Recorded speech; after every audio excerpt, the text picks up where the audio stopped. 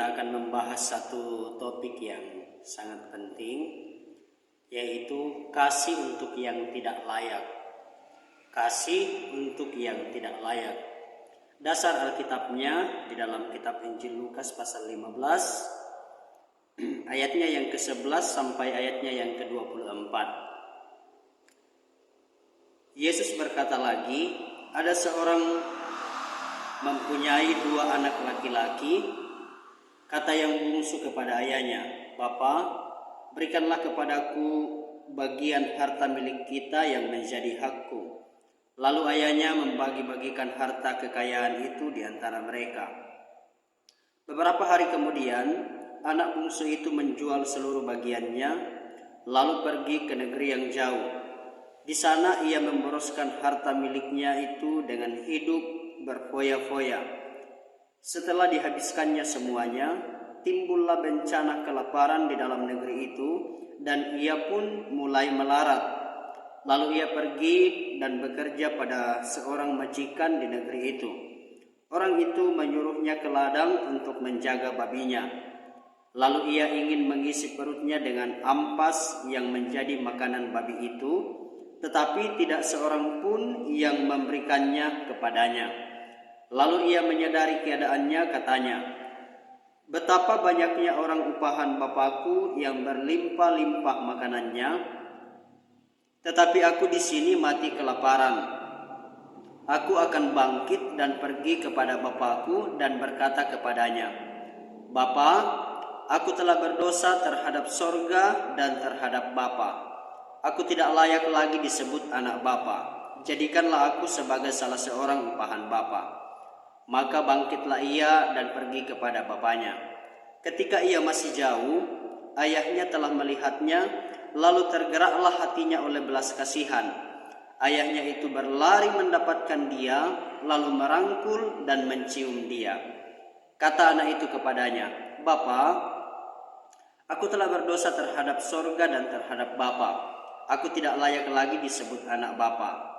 Tetapi ayah itu berkata kepada hamba-hambanya, "Lekaslah, bawa kemari jubah yang terbaik, pakaikanlah itu kepadanya, dan kenakanlah cincin pada jarinya dan sepatu pada kakinya.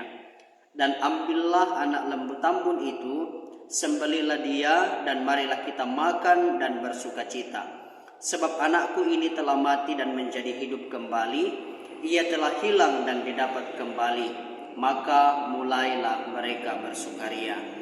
Nah, lewat ayat ini Tuhan Yesus sedang menggambarkan hati Bapa yang menerima atau yang mengasihi orang-orang yang gagal.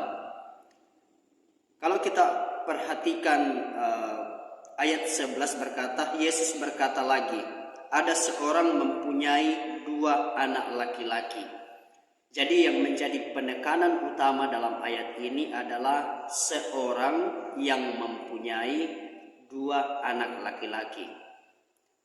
Yang seorang yang dimaksud ini adalah Bapa di sorga. Bapa di sorga adalah Bapa yang baik, Bapa yang mengasihi, Bapa yang peduli, Bapa yang rela memberikan segala-galanya untuk anak-anaknya. Itu adalah gambaran Tuhan Yesus untuk kita. Nah, kalau kita baca perikop ini, kisah ini, maka setelah anak bungsu ini meminta harta miliknya atau bagian kepunyaannya, kemudian yang dia lakukan selanjutnya adalah dia pergi meninggalkan ayahnya sendiri. Ayah yang sudah membesarkan dia selama ini, ayah yang sudah menafkahi dia selama ini, dia putuskan untuk meninggalkan ayahnya. Kemudian setelah dia tinggalkan ayahnya, dia memakai semua harta kekayaan pemberian ayahnya bukan untuk sesuatu yang bermanfaat, tetapi dia gunakan untuk sesuatu yang sifatnya negatif. Dia habiskan dengan berfoya-foya, berpesta dan sebagainya. Itu yang dilakukan oleh anak ini. Nah, pada waktu seluruh harta kepunyaannya ini habis dan dia harus cari makan dengan susah payah, dia harus makan makanan yang diperuntukkan untuk hewan, untuk babi, tetapi untuk makanan seperti itu pun dia tidak mendapatkannya dari orang-orang sekitar. Kemudian dia putuskan untuk kembali kepada bapaknya. Dan satu hal yang sangat mengagetkan di sini kalau kita baca ayat ini, bahwa untuk anak yang senakal ini, sekurang ajar ini, pada waktu dia memutuskan untuk kembali kepada bapaknya, bapa tidak menyambut dia dengan penghakiman, bapa tidak menyambut dia dengan penghukuman. Tetapi yang tercatat di dalam ayat-ayat yang sudah kita baca ini, bapa menyambutnya dengan belas kasihan. Kalau kita perhatikan di ayat 21, dikatakan seperti ini, kata anak itu kepada bapaknya, "Bapa, aku telah berdosa terhadap sorga dan terhadap Bapa, aku tidak layak lagi disebut anak Bapa." Tetapi ayahnya itu berkata kepada hamba-hambanya, "Lekaslah bawa kemari jubah yang terbaik, pakaikanlah itu kepadanya dan kenakanlah cincin pada jarinya dan sepatu pada kakinya." Ini merupakan sambutan yang sangat luar biasa, di luar daripada apa yang kita harapkan. Karena secara manusia, ketika seseorang dilukai, dikhianati, maka akan ada kekecewaan yang sangat besar. Dan anak ini sudah mengkhianati bapaknya sendiri, mengecewakan bapaknya sendiri dengan semua tindakan yang dia pilih. Tetapi hebatnya bapaknya di sini adalah ketika anak itu memutuskan untuk kembali, sekalipun waktu dia kembali tidak dicatat bahwa dia dalam kondisi yang baik, dia dalam kondisi yang bersih.